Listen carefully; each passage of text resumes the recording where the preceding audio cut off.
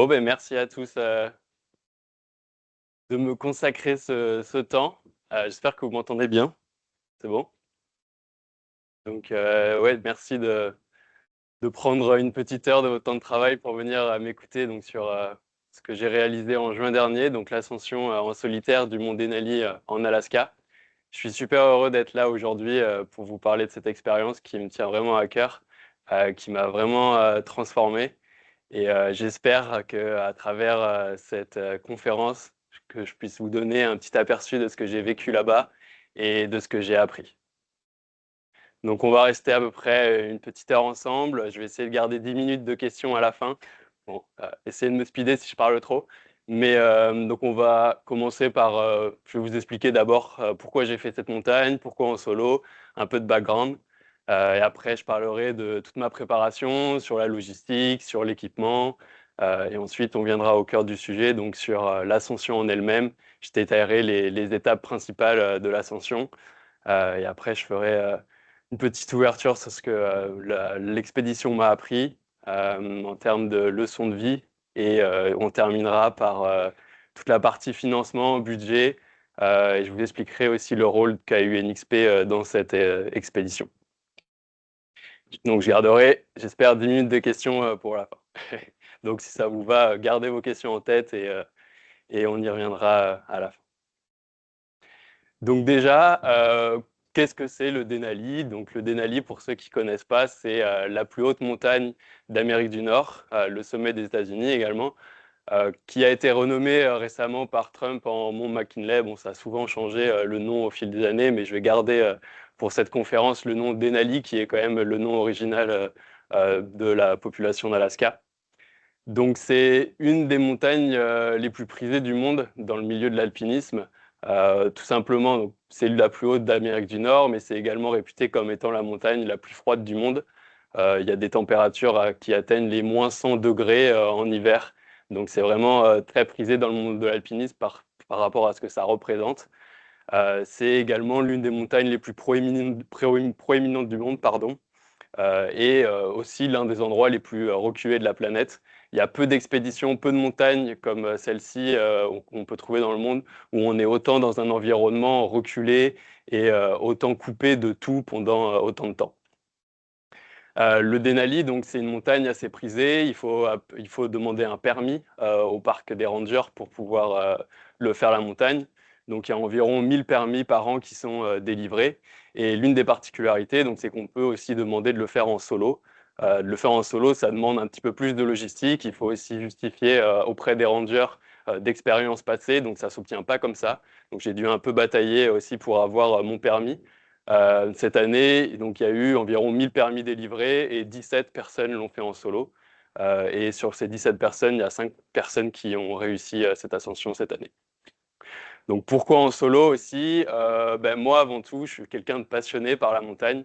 Donc c'est vrai que le faire en solo, ça me permet de vivre pleinement ma passion, d'avoir aucune contrainte extérieure, même si c'est toujours un plaisir de partager ces moments-là avec d'autres gens. Mais là, le faire en solo, c'est aussi l'occasion de vivre pleinement ce que j'aime et d'être vraiment dans cet environnement et de pouvoir faire vraiment ce que je veux. Et également, forcément, pour le challenge physique et mental que ça représente. Voilà, c'est pas une ascension donnée à tout le monde. C'est pas quelque chose que l'on fait comme ça sur un coup de tête. Donc c'est également pour le challenge que ça représente de pouvoir m'embarquer là-dedans totalement seul sur toute la préparation et sur toute l'ascension. Donc, comme je vous ai dit, on ne se décide pas du jour au lendemain d'aller faire le Denali. Moi, ça fait à peu près plus de 5 ans que je fais de l'alpinisme. Et c'est vrai que le Denali, c'est un peu venu naturellement dans mon cheminement, dans mon parcours d'alpinisme, parce que c'est une montagne, comme je vous l'ai dit, très prisée. Donc, on ne décide pas de faire le Denali comme ça. Et c'est vrai que moi, j'ai fait beaucoup d'expériences avant de faire le Denali. J'ai fait des 6000 mètres encore il y a des ans, dans l'Himalaya. J'ai fait pas mal de 4000 mètres dans les Alpes. J'ai fait un 7000 mètres aussi l'année dernière au Kyrgyzstan. Donc c'est tout un cheminement avant de s'attaquer au Denali, même si en termes d'altitude, ça reste une montagne assez abordable, entre guillemets, 6000 mètres, ça reste assez abordable dans le monde de l'alpinisme. Mais là, le Denali aussi, sa grosse particularité, c'est vraiment le froid extrême. Je vous ai dit moins 100 en hiver. Bon, heureusement, je ne l'ai pas fait en hiver. Donc, on a des températures jusqu'à moins 40, moins 50. Mais ça reste des températures où aussi il faut connaître son corps avant d'y aller. On ne peut pas aller au Denali comme ça sans avoir d'expérience passée sur un froid comme celui-ci. Donc avant de m'engager sur le Denali, j'ai fait énormément de bivouac en hiver. J'ai fait des treks dans des régions reculées pendant plusieurs jours, plusieurs semaines aussi en solo, tout le temps dans la neige pour pouvoir aussi connaître son corps, comment réagir et trouver ses limites, même si à chaque fois on dépasse aussi les limites. Et au Denali, j'ai encore plus dépassé mes limites de froid. Pour vous donner un ordre d'idée, j'ai dormi déjà en haut de 10 sommets à 4000 des Alpes. C'est peut-être un challenge pour plus tard de dormir en haut de tous les sommets des Alpes. Mais voilà, c'est pour vous dire, c'est quelque chose qui se prépare autant mentalement et physiquement. Donc physiquement, sur les 6 derniers mois aussi, avant le Denali, j'ai forcément multiplié les entraînements cardio, musculation et également un programme de nutrition très bleu, j'ai envie de dire, où j'ai bien calculé exactement ce que je devais prendre comme poids. Parce qu'au Denali, on est 3 semaines complètement autonome, donc avec aucune infrastructure. Donc il faut tout prévoir, la nourriture. Donc j'ai dû anticiper aussi à constituer des réserves de graisse et des réserves et des muscles en plus pour pouvoir porter tout mon équipement. Donc au Denali, j'ai pris 8 kilos en 4 mois avant de partir. Et prendre 8 kilos en 4 mois, c'est un boulot à plein temps. Je peux vous dire que ça nécessite beaucoup de rigueur. Et c'est pas juste 8 kilos en mangeant du McDo, non, c'est 8 kilos assez propres justement pour pouvoir prendre du muscle et pour pouvoir prendre des réserves de gras, mais limiter et bien jauger ce qu'il faut prendre comme réserve. Et au final, j'ai plutôt bien réussi mon pari, puisque après coup, au Denali, j'ai perdu 7 kilos.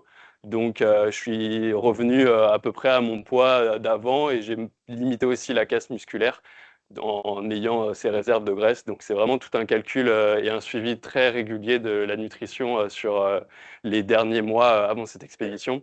Et là, j'ai vraiment tout réalisé seul. Je ne me suis pas du tout fait accompagner. Donc, assez fier d'avoir bien réussi à jauger exactement ce qu'il me fallait prendre pour cette expédition. En termes d'équipement aussi, c'est énorme. Ça m'a pris à peu près 6 mois pour constituer tout l'équipement pour faire le Denali. Heureusement, j'avais déjà pas mal d'équipements de mes expéditions passées, mais là, j'ai dû renouveler à peu près 50% de mon équipement. Et ça coûte cher. Forcément, quand on veut du matériel de qualité, du matériel qui résiste à des températures extrêmes, il faut mettre le prix. Donc, pour vous donner un ordre d'idée, l'équipement a une valeur à peu près de 10 000 euros. Voilà, les pièces maîtresses, ça reste le duvet énorme. Ça coûte à peu près 1000 euros, rien que un duvet à moins 35 confort.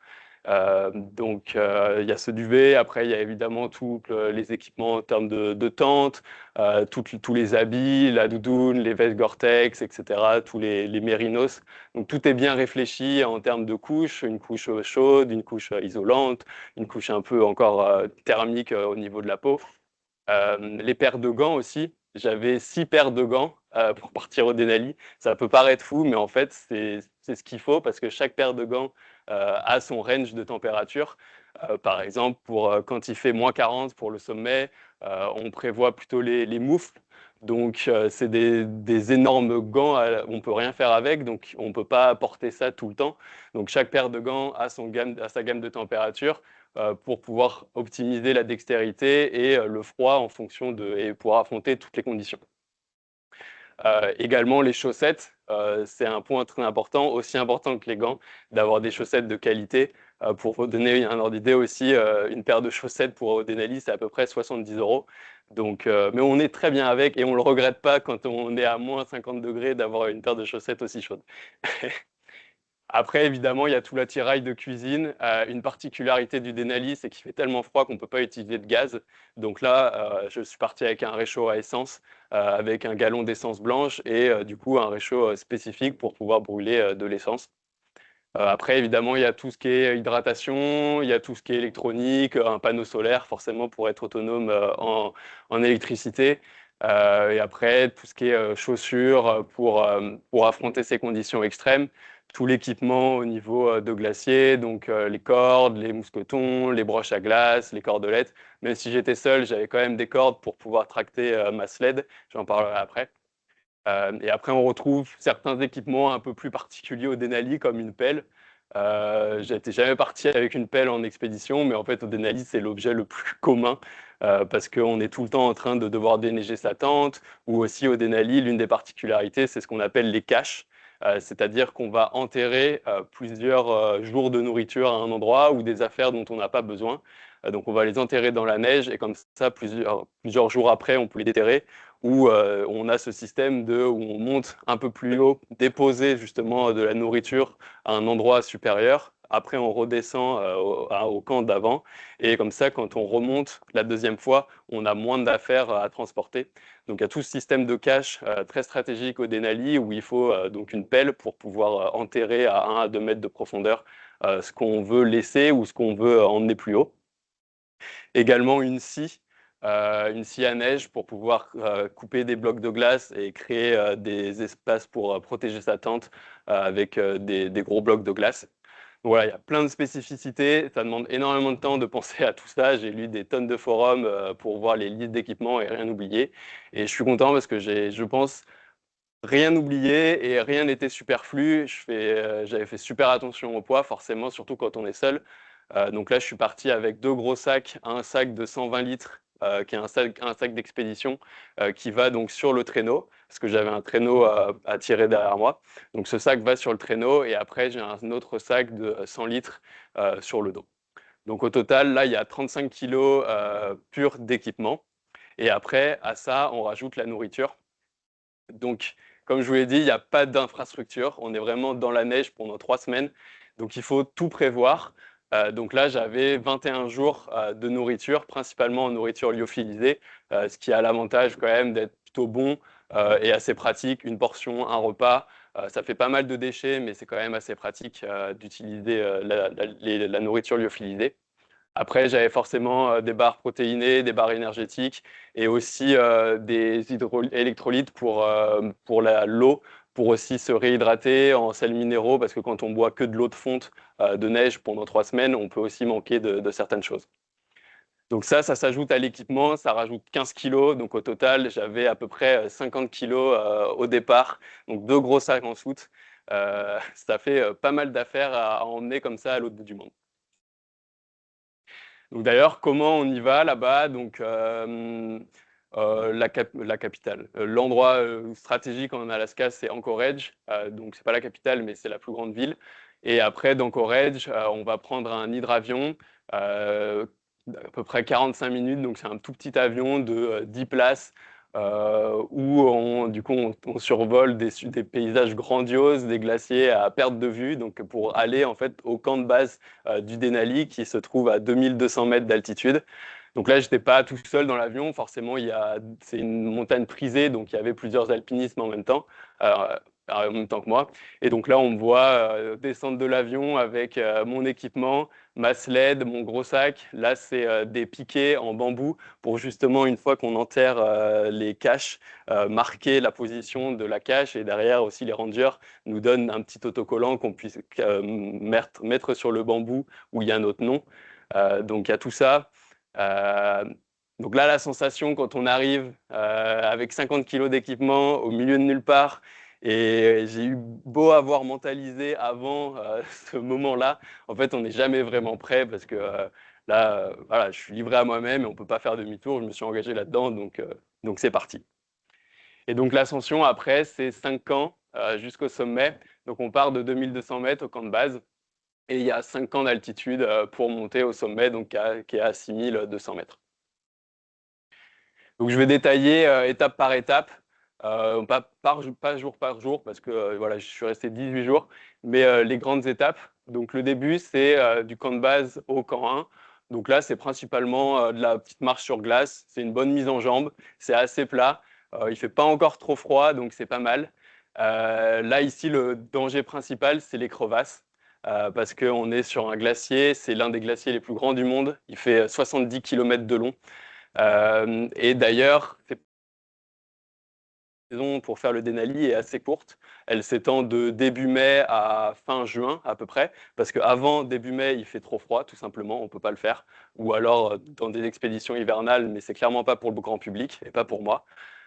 Et après juin, le glacier est beaucoup trop crevassé, et donc on ne peut plus passer. Donc la fenêtre pour faire le Denali, c'est à peu près un mois et demi. Et donc là, c'est la partie assez compliquée, c'est justement de passer sur ce glacier. En cette période-là, c'était début juin, le glacier était encore bien rebouché, donc il n'y avait pas trop de risque de crevasse. Forcément, c'est aussi le risque en étant seul. Donc j'avais, pour minimiser les risques, essayé de prendre aussi une période assez en début de saison pour pas que le glacier soit trop ouvert.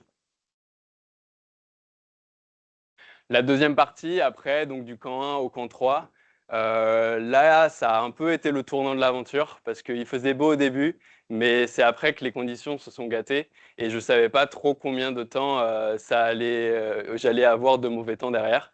Donc je suis parti sous un beau ciel bleu et derrière, la tempête est arrivée.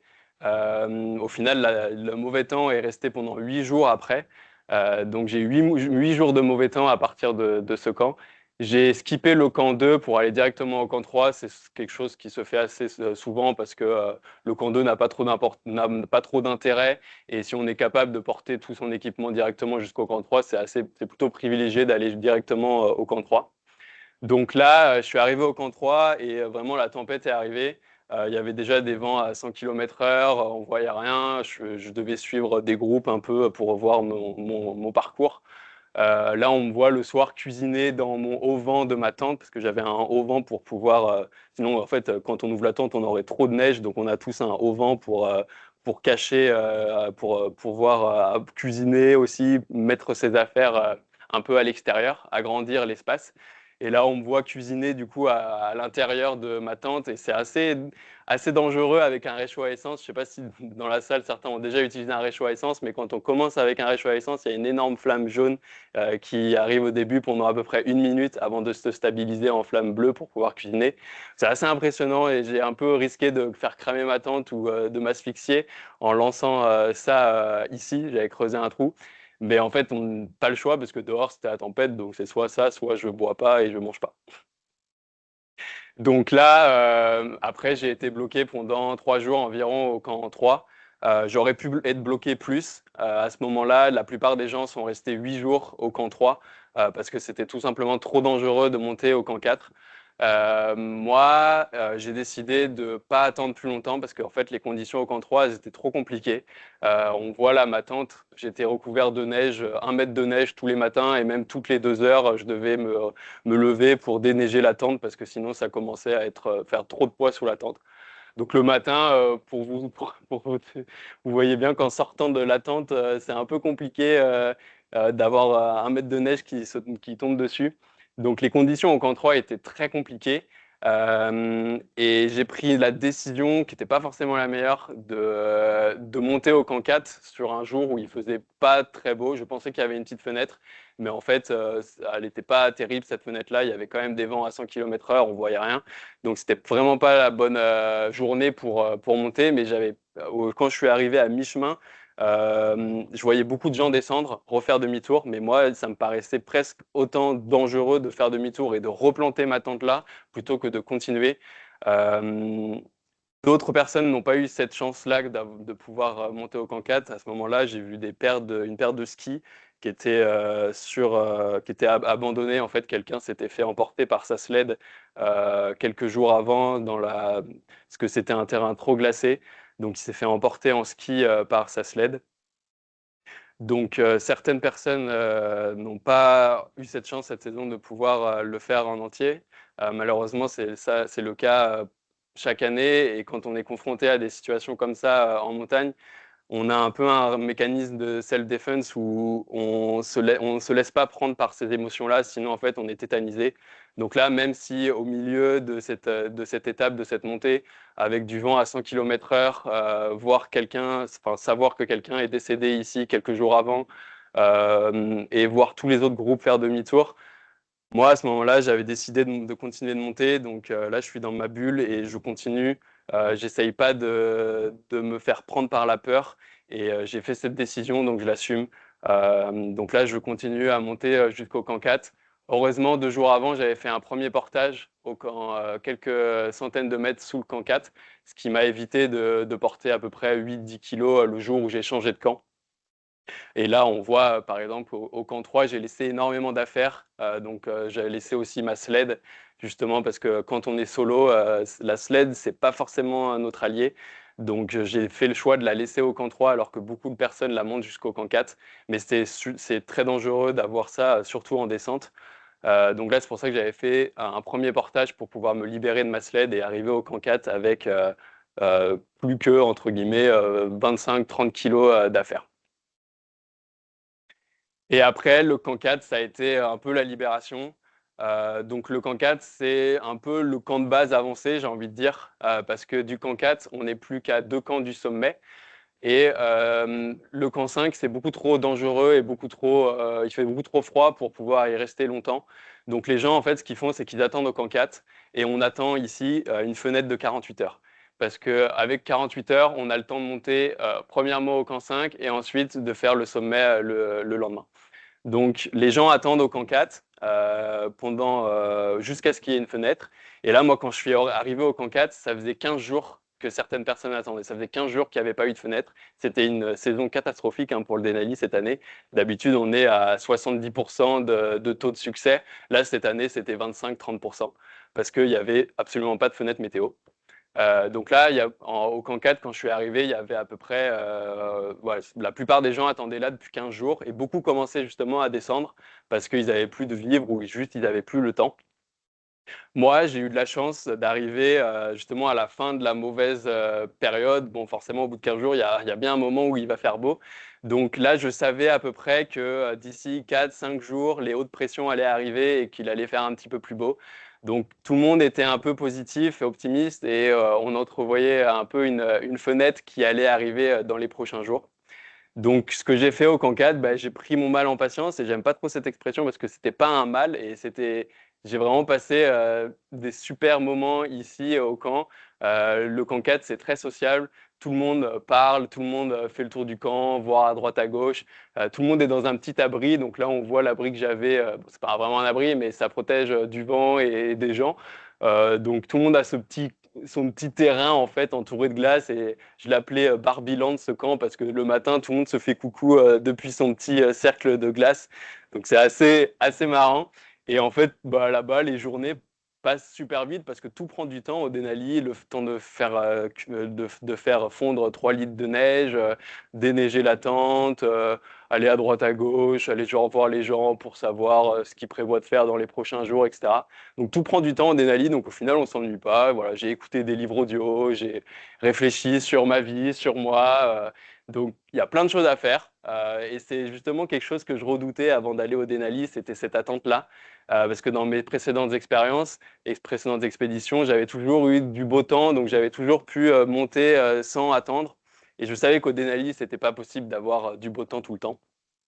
Donc là, je redoutais un peu ça avant de partir, mais au final, j'ai vraiment bien vécu ce moment et je l'ai pris pour moi et j'ai pas vu ça comme une attente et j'ai vraiment essayé d'apprécier tous les instants que je pouvais passer à ce camp. Euh, j'ai aussi pu faire un premier portage au camp, un peu en dessous du camp 5.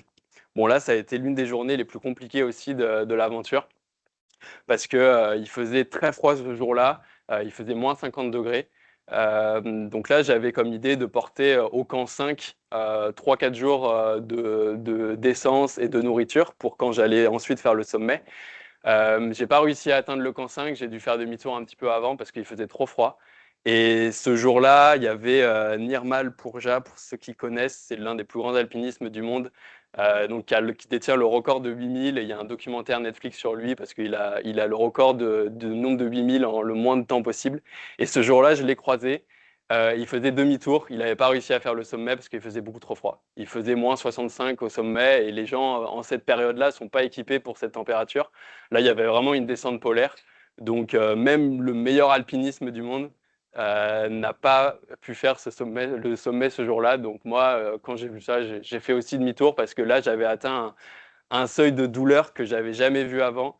Et je commençais vraiment à avoir peur pour mes doigts, pour mes orteils, parce que là, je connaissais un peu le froid quand même, mais là, j'avais atteint vraiment un seuil où je savais pas si vraiment j'allais retrouver mes extrémités en vie.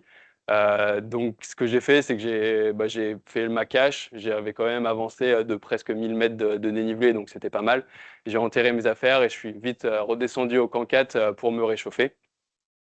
Donc ça a été ouais, sûrement l'une des journées les plus dures, pas mentalement, mais vraiment physiquement. À cette altitude-là, je hurlais de douleur, mais c'était vraiment atroce d'avoir du -50 alors que j'avais un équipement de -35, -40. Heureusement, après, il a fait beau. Et là, j'ai pu monter plus haut. Du coup, au 11e jour, j'ai pu monter jusqu'au camp 5. Donc, je connaissais déjà un peu le terrain parce que j'avais monté là-bas ma cache un petit peu en dessous. Donc là, pour monter au camp 5, il y a des cordes fixes. C'est un peu plus technique. Bon, j'avais déjà cette expérience-là avec les jumards, les ascendeurs pour pouvoir monter sur ce type de terrain. Donc la montée au camp 5, moi c'était super parce qu'il y avait enfin une fenêtre météo. Et là, la fenêtre météo en plus avait l'air de durer. On prévoyait 4-5 jours de beau temps, ce qui est incroyable au Denali. Donc j'ai pu monter tranquillement au camp 5 et je me suis fait un super abri ici avec des murs en glace. Je peux vous dire que faire ça à 5000 mètres d'altitude par moins 30 degrés, ça fait une bonne acclimatation et ça permet de bien se réchauffer. Donc là, je m'étais fait un super camp. Euh, Encore une fois, à ce moment-là, la réalité de la montagne est revenue. J'ai appris que quelqu'un était décédé le jour même dans une avalanche. Et de mon camp, je voyais l'avalanche, la coulée de l'avalanche. Et c'était quelqu'un avec qui j'avais pu forcément discuter au camp 4. Donc là, pareil, c'est des périodes compliquées où on apprend ces nouvelles, mais encore une fois, on ne peut pas vraiment se laisser prendre par l'émotion parce que je sais que le lendemain, je vais faire le sommet. Donc moi, je suis concentré et c'est un peu, ok, je prends cette information, mais je la traiterai plus tard. Et donc après, j'ai pu faire le sommet. En réalité, je l'ai fait 2 fois le sommet. Je l'ai fait 2 jours de suite parce qu'en fait, il était tellement beau que je l'ai fait le premier jour et c'était très bien. Mais je l'ai refait le deuxième jour parce qu'il faisait encore plus beau. Et d'ailleurs, mes photos du premier jour, elles n'étaient pas terribles. Quand je suis rentré le soir de la première ascension dans la tente, je voyais mes photos avec le drapeau NXP. Et elles n'étaient pas terribles. Ça, c'était le deuxième jour. Du coup, je me suis dit, merde, il faut que je revienne, retourne là-haut parce que là, j'ai plein de glace sur la moustache et tout. Ça va pas passer pour NXP. Donc, je suis remonté le lendemain pour refaire une photo un peu plus clean. Donc là, forcément, je suis pas tout seul en haut. J'ai attendu des gens pour pouvoir me prendre en photo, faire plusieurs shootings photos avec le drapeau NXP, le drapeau aussi de mon expédition, j'en parlerai après.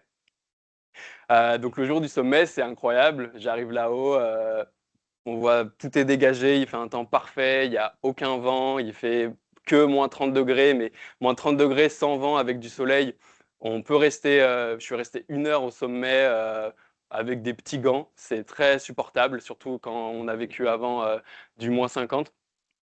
Et là, c'est bien, mais en fait, c'est juste un jour comme les autres. Et c'est ça aussi ce que j'ai appris de cette expédition, c'est que le jour du sommet, on l'attend, on le mentalise, mais quand on y est, c'est un peu comme tous les jours, et c'est juste une étape comme les autres. Et en fait, ce qui fait la force d'une expédition comme celle-ci, c'est de réussir à apprécier tous les jours.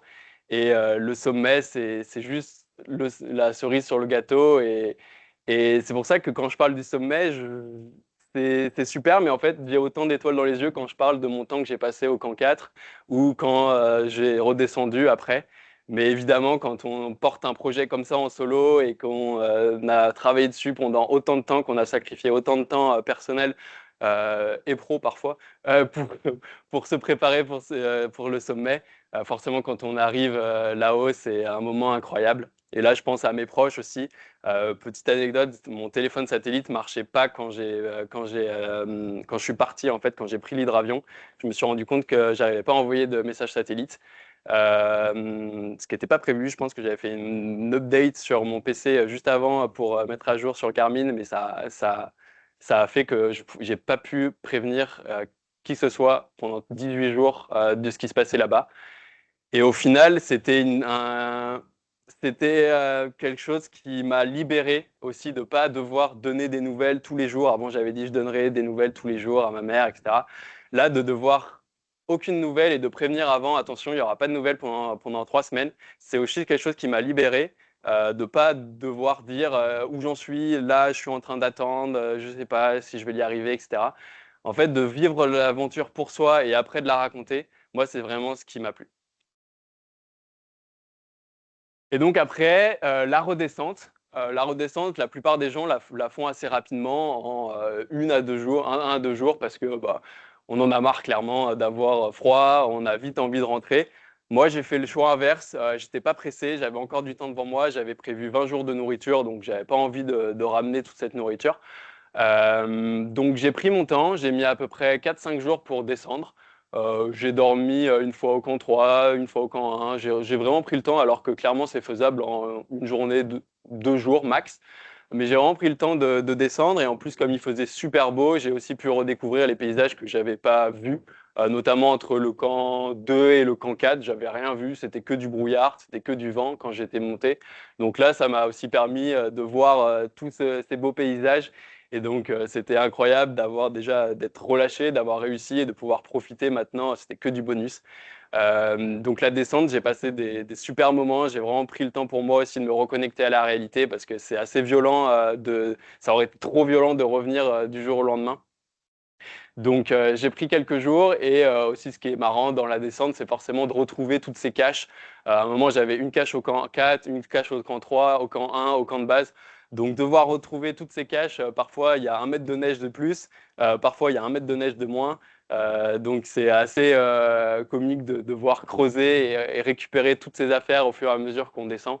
Et la sled, d'ailleurs, quand on est solo, et c'est assez compliqué, surtout la descente, parce que on peut pas faire comme les groupes, s'attacher. Les groupes s'attachent entre eux avec les traîneaux, alors que quand on est seul, ben, on est obligé de mettre le traîneau devant et le tenir un peu en laisse comme un chien le temps qu'il descende. Et donc c'est assez compliqué à gérer, même l'équipement sur la descente.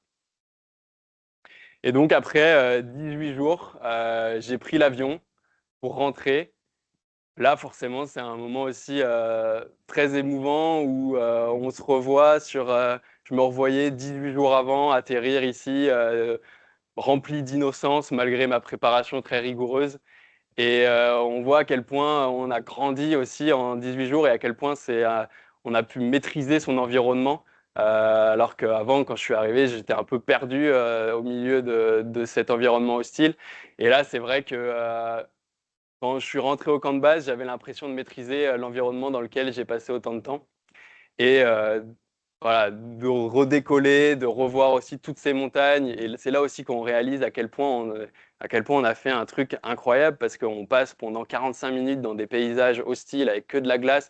Et on se dit, putain, j'étais vraiment ici pendant autant de temps. Donc là, c'est là qu'on réalise à quel point on était dans un endroit complètement perdu, et que c'est vraiment pas anodin de faire ça. Donc le Denali, là, à ce moment-là, après, quand on arrive aussi à la ville, on est un peu perdu. Clairement, on a besoin d'un temps pour se reconnecter à la réalité. Quand je suis retourné dans la ville, je ne savais pas quoi faire. J'étais là, mais qu'est-ce que je fais? Je prends une douche, il faut que je fasse ça. Tout me paraissait si compliqué, en fait, alors parce qu'au Denali, tout était si simple. Il fallait juste manger, boire et pas avoir froid. Et en fait, quand on revient à la réalité, tout paraît si compliqué. On retrouve Internet. Il y a, tout revient et tout nous paraît si compliqué. J'ai pu appeler mes parents directement, mais je leur ai même pas dit à ce moment-là que j'avais réussi ou pas le sommet, parce que j'avais envie qu'ils découvrent au fur et à mesure. Et c'est pour ça que quand je suis atterri, je l'ai dit à personne que j'ai réussi le sommet. Et je l'ai partagé au fur et à mesure sur mes réseaux sociaux, jour par jour, pour que les gens en fait puissent voir le chemin et pas juste l'accomplissement, le sommet. Parce que pour moi, l'aventure, une fois que j'avais fini, je retenais pas vraiment le sommet. J'avais envie que les gens découvrent petit à petit tout ce que j'ai vécu et comment j'ai grandi là-bas. Donc forcément, 18 jours tout seul, on réfléchit beaucoup. Parfois, on se parle à soi-même, forcément. Et on apprend beaucoup sur soi, on apprend beaucoup sur la vie. Moi, j'ai que 27 ans, donc j'ai aussi beaucoup de choses à apprendre. Mais cette expédition, elle m'a appris beaucoup de choses. Donc, je voulais partager aussi trois choses, trois leçons que j'ai apprises là-bas et sur lesquelles j'ai essayé de travailler. La première, c'est vraiment d'accepter ses limites. Moi, je suis assez têtu en montagne et assez obstiné tout le temps à vouloir absolument aller à cet endroit ou faire le sommet. Et là, le Denali, pour la première fois, j'ai réussi à accepter mes limites et j'ai pour la première fois fait demi-tour en montagne. Donc là, à 5000 mètres, quand il faisait moins 50 degrés. Et ça, c'est quelque chose dont je suis fier de ne pas avoir continué bêtement, parce que je ne sais pas ce qui aurait pu se passer cette saison. Il y a eu beaucoup de personnes qui ont dû être évacuées pour se faire enlever les doigts. Il y a eu beaucoup de gelures. La deuxième chose, ça serait d'apprécier l'instant présent. Et c'est vraiment ce que j'ai fait au Denali. J'ai pas seulement apprécié le sommet, j'ai apprécié toutes les étapes, et notamment au Camp 4. J'ai pas perçu l'attente comme une contrainte.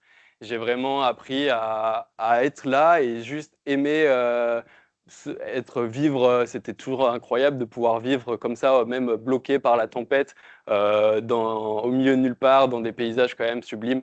Donc, j'ai vraiment appris à apprécier l'instant présent et pas juste voir le sommet comme une fin en soi.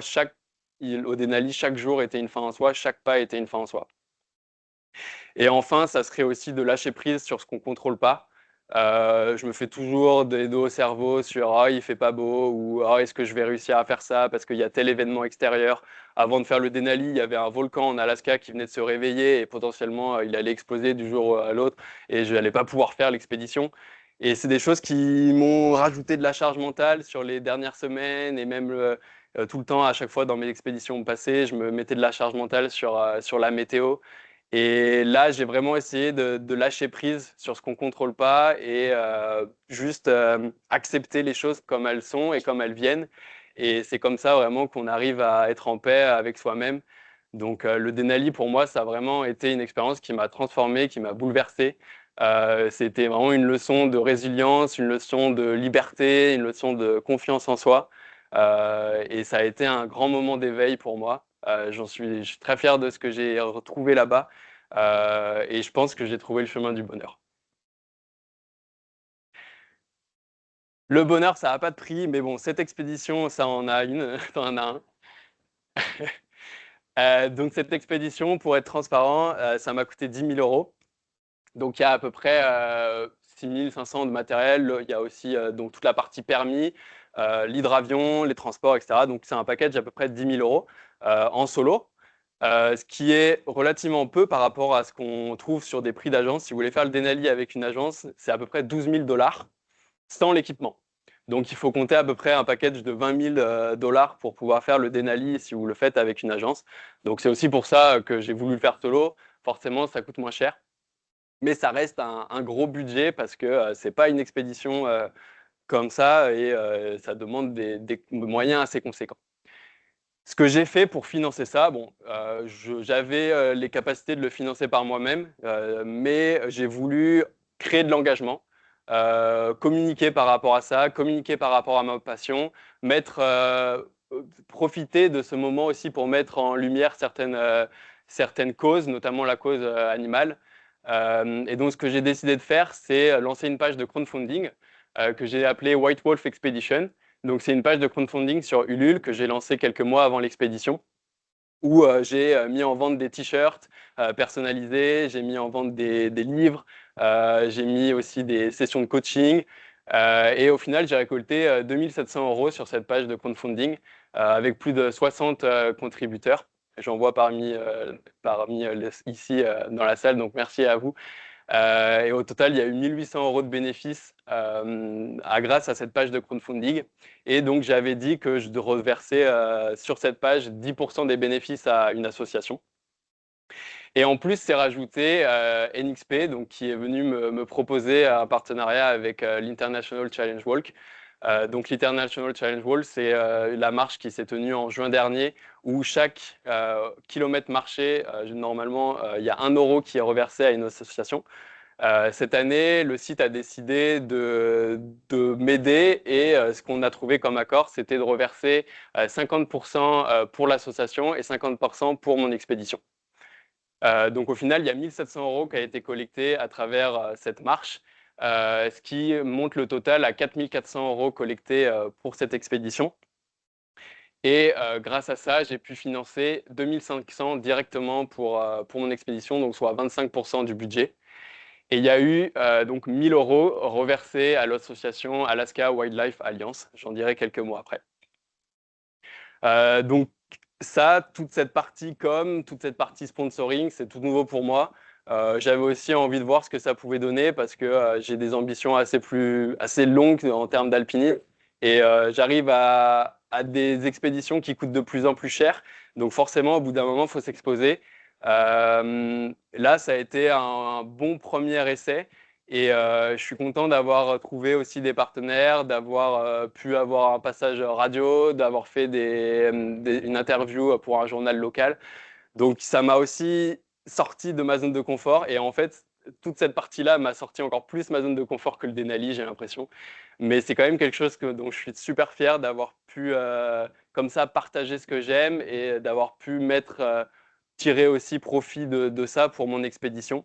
Je ne sais pas si c'est quelque chose que je referai parce que ça demande aussi, ça rajoute beaucoup de charge mentale et ça demande beaucoup de, voilà, faut vouloir être prêt à être exposé comme ça, même si ça restait très contenu.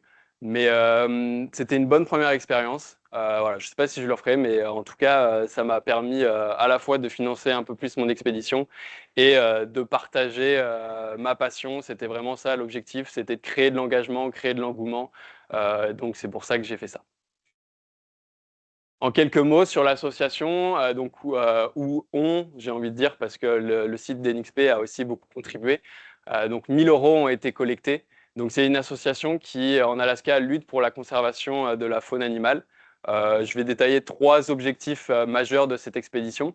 Le premier, donc, c'est la conservation de la faune et ils œuvrent notamment sur la conservation des ours et des loups, où la chasse à l'ours est encore autorisée depuis peu, a été remis en fait, réautorisée depuis peu. Donc cette association essaye de changer encore les choses et de rendre cette chasse à l'ours interdite. Il lutte également pour ce qu'on appelle l'adaptation climatique. Avec les changements climatiques, il y a beaucoup de paysages et beaucoup d'écosystèmes qui changent en Alaska. Et donc là, ce qu'ils font, c'est aussi réintroduire certaines espèces qui ont disparu pour recréer de la biodiversité dans des nouveaux écosystèmes qui ont changé avec le réchauffement climatique. Donc par exemple, ils ont réintroduit les bisons en Alaska qui avaient disparu pour pouvoir donc recréer de la biodiversité dans un écosystème qui était en friche. Le dernier aspect, c'est l'implication citoyenne. Ils essayent aussi d'impliquer les personnes pour protéger les animaux, notamment en faisant par exemple là, sur les belugas une participation volontaire pour recenser la population. Donc voilà, ça permet de créer aussi de l'engagement au niveau local et de lutter tous ensemble pour la protection des animaux en Alaska. Donc je suis super fier à travers le projet d'avoir pu contribuer à ça et d'avoir mis en lumière une bonne cause en même temps que de mettre en lumière ce que j'aime, ma passion. Donc je suis content du format que j'ai pu trouver à travers cette expédition. Et donc du coup, 1 000 € ont été reversés à cette association. Pour finir, je voudrais faire quelques remerciements, donc notamment au site de NXP Toulouse, forcément, qui est venu me proposer ce partenariat. Donc Jean-Luc, Brigitte, Davina, Nathalie pour votre soutien. Tous les collègues aussi qui ont participé à ma page de crowdfunding, vous avez été aussi nombreux. L'équipe BMS Design qui m'a fait une super photo que j'ai ramenée au sommet, avec toute l'équipe de Toulouse ici. Et enfin, Douko, mon ancien N+2 qui m'a coopté auprès de Kurt pour me faire passer dans le Pulse Meeting. Je pensais pas que Kurt allait en parler autant, mais au final, j'étais super honoré du discours qu'il a fait. Il a vraiment passé 3-4 minutes dessus en liant les valeurs d'NXP à ce que j'ai fait. Et donc, ça a été vraiment un honneur pour moi. Je n'étais pas au courant qu'il allait passer autant de temps. J'ai pu envoyer un message personnel à Kurt qui m'a répondu plusieurs fois. Donc, c'était une super aussi opportunité de pouvoir être exposé dans le cadre pro par quelque chose perso.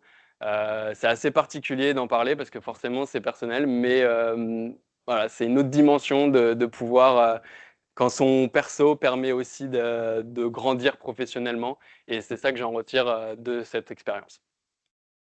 Enfin, merci du coup à tout le monde pour déjà d'être venu m'écouter aujourd'hui. Et puis pour tous les messages que j'ai pu recevoir au fil des mois et récemment pour me féliciter, pour votre curiosité. Donc ça fait chaud au cœur. Donc merci à tous.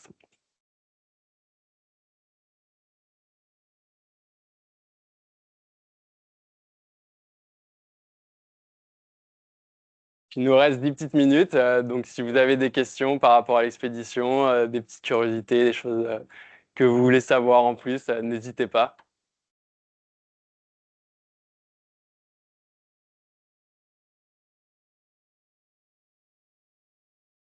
La prochaine, c'est encore en réflexion. J'aimerais bien retourner au Kyrgyzstan, faire un autre 7000. Voilà, c'est une région du monde où les 7000 sont assez accessibles et pas très chers. Donc, ça serait potentiellement là-bas.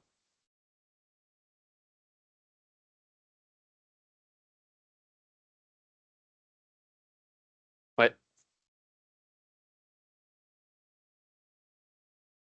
Ben, je les avais prévenus quand même, juste avant de partir. Mon téléphone marche pas, il n'y aura pas de nouvelles pendant 10 jours. Donc, ils savaient.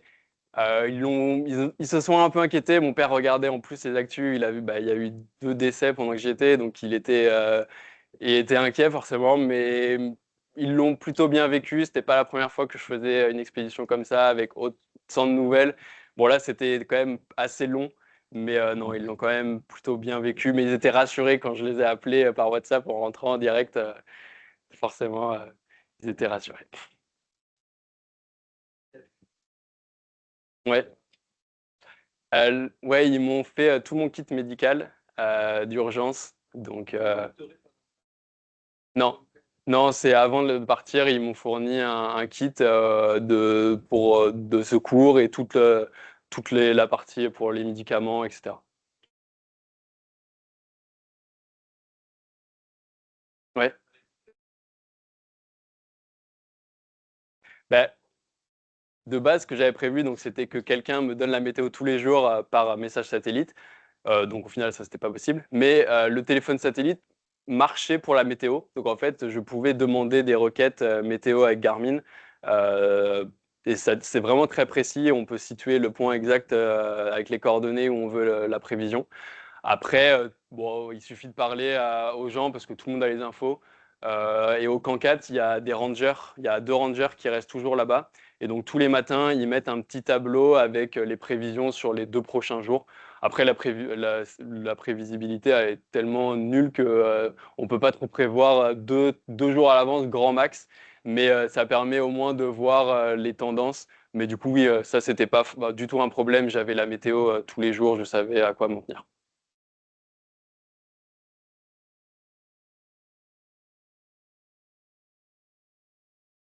Ouais. Là, donc il y avait à peu près 300, 400 personnes en même temps que moi sur la montagne. Ça fait max 100 personnes par camp. Donc oui, je suis jamais seul au camp. Mais par contre, souvent justement, entre les camps, j'étais souvent seul.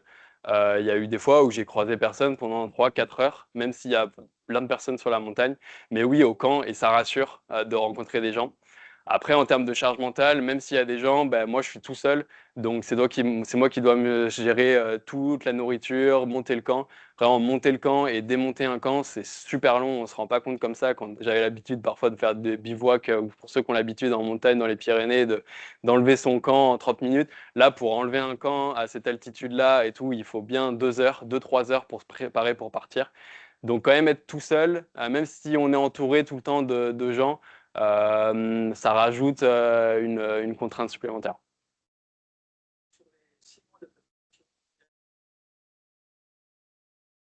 Il n'y a pas eu trop de bas. Justement, moi, je suis quelqu'un assez de. Si j'ai quelque chose en tête en termes de planning, bah, je vais le faire même parfois trop sérieusement. Peut-être j'ai fait trop sérieux tout ce qui est côté nourriture, côté sport. Je pense que j'en ai trop fait. Donc ça a été une période assez difficile quand même parce que j'avais très peu de temps. Pour moi, j'étais vraiment focus je faisais 1 heure et demie, 2 heures de sport par jour. Sur la nourriture, ça prend un temps fou de manger autant, de cuisiner, de préparer autant. Donc Je pense que j'en ai fait trop. Il n'y a pas eu de bas. Le seul bas qu'il y a eu, c'est quand j'ai vu le volcan qui allait potentiellement rentrer en éruption. Là, j'étais très mal parce que je me suis dit, si du jour au lendemain, je peux pas y aller, là, j'ai l'air con, surtout que j'ai commencé à faire ma promotion un peu partout. Donc là, c'était le bas, c'était plutôt le volcan. Mais sinon, non, c'était assez stable. C'est moi? Ouais, ouais.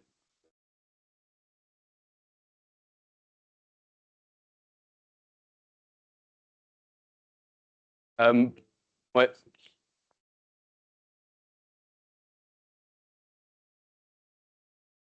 Alors moi, j'ai de la chance parce que je réagis plutôt très bien à l'altitude. J'ai pas mal d'expériences positives dans le passé. Donc, c'est pas quelque chose sur lequel je réagis mal. Donc, non, forcément, on y va tranquillement. Et d'ailleurs, c'est cool que j'ai été bloqué au camp 4 parce que ça m'a permis de m'acclimater. Sinon, je pense que j'aurais été tenté de le faire rapidement. Mais voilà, forcément, on prend le temps. Pour monter à 6000, il faut compter 10 jours d'acclimatation. Donc au final, j'ai été contraint de m'acclimater à cause de la météo. Mais généralement, je réagis plutôt bien à l'altitude. Non, non, l'oxygène, c'est vraiment à partir de 8000 mètres.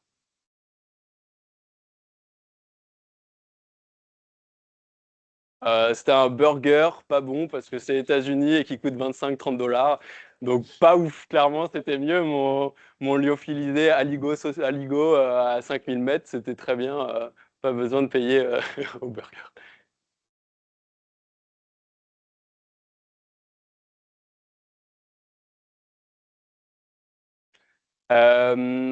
Quand en général, je me faisais 2 repas par jour, le matin et le soir, parce qu'en fait, faire le réchaud le midi, ça prend trop de temps de tout.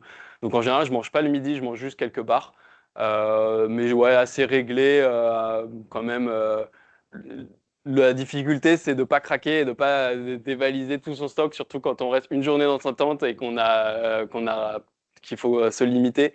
Donc là, la difficulté, c'est de retarder aussi l'heure du repas pour pas craquer. Non, franchement, je mangeais suffisamment. J'étais à peu près à 3000 calories par jour, donc ça allait. Au niveau du sommeil, c'est très compliqué. Je pense que je me réveillais toutes les heures. J'étais dans mon duvet dès 20 heures jusqu'à 8, 9, 10 heures. En fait, là-bas, on se lève tard. Le sommet, d'ailleurs, une chose incroyable, c'est qu'on part à 10 heures du matin parce qu'avant, il fait trop froid. Je suis jamais parti aussi tard pour un sommet. Donc, ouais, le sommeil est très compliqué. Le sommeil est très compliqué. On se réveille toutes les heures et en fait, il fait tellement froid qu'il y avait de la condensation tout le temps dans ma tente. En fait, on est bloqué comme ça dans le duvet et on peut pas bouger parce que dès qu'on bouge un petit peu, il y a plein de glace qui tombe dessus. Donc, on est un peu tétanisé jusqu'à ce que le soleil sorte vers 9-10 heures. Donc, la nuit est longue et on se réveille souvent. Ouais. Au niveau technique, c'est pas un sommet qui est réputé très technique, non. À part la montée avec les cordes fixes. Ouais.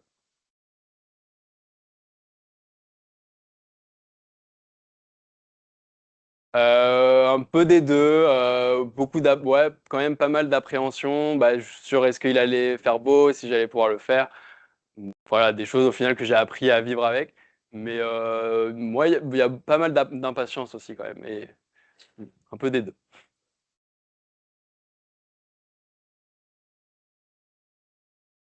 La préparation mentale, j'ai envie de dire que ça te prépare sur plusieurs années avant avec toutes les expériences et aussi le fait de lire des expéditions passées, apprendre les stratégies, etc. C'est plutôt ça la préparation mentale. Mais pour moi, c'est vraiment quelque chose que j'ai préparé sur mes 5 dernières années et voilà, qui m'a donné aujourd'hui les capacités mentales de pouvoir affronter un tel défi.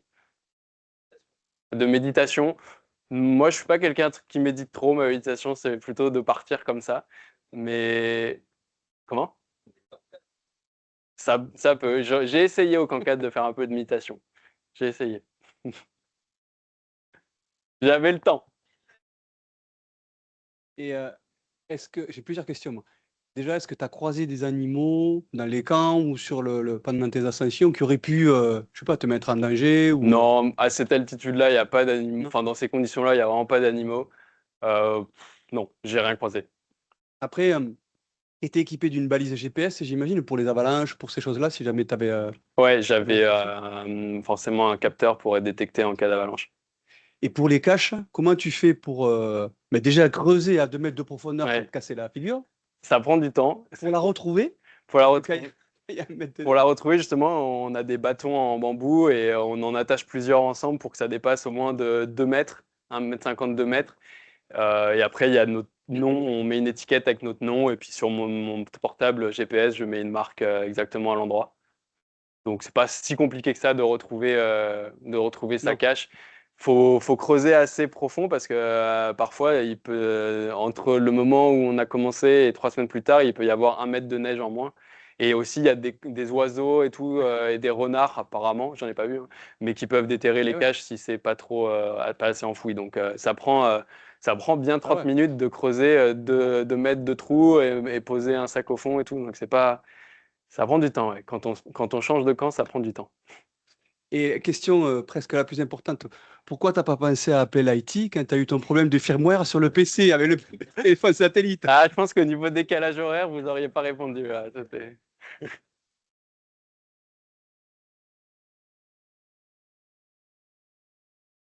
Bah, plutôt bien.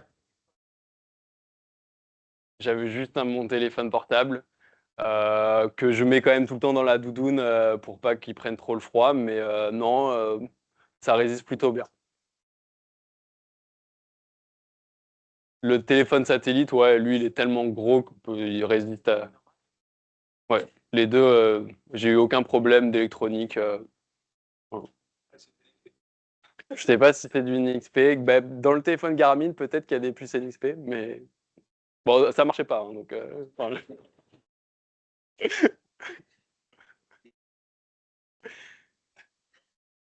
bah là, c'est mon Samsung classique.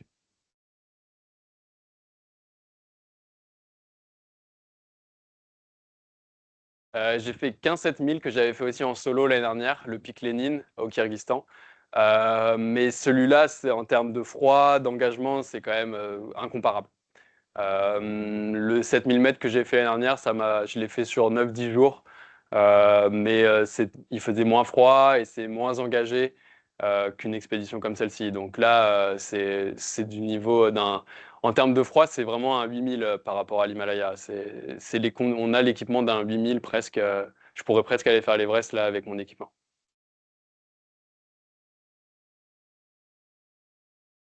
Premier 8000, bon, je pense d'ici, je sais pas, 4 5 ans, parce que ça, c'est quand même un budget important, surtout que le Népal l'a annoncé qu'on ne pouvait plus faire de 8000 en solo. Donc, d'ici 5 ans, j'aimerais bien tenter un premier 8000 au Népal, ouais.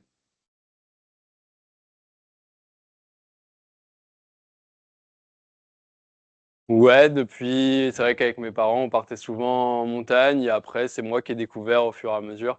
Je pense que c'est vraiment, je suis passionné par les glaciers surtout. C'est ce que j'aime en termes de paysage.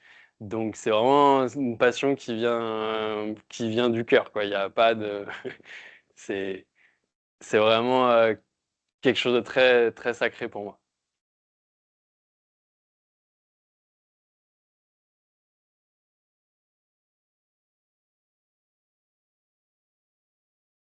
Bonne question, je ne sais pas. Mais ouais, début des années 1900, j'imagine. Merci Nathan, merci à tout le monde. Merci à tous.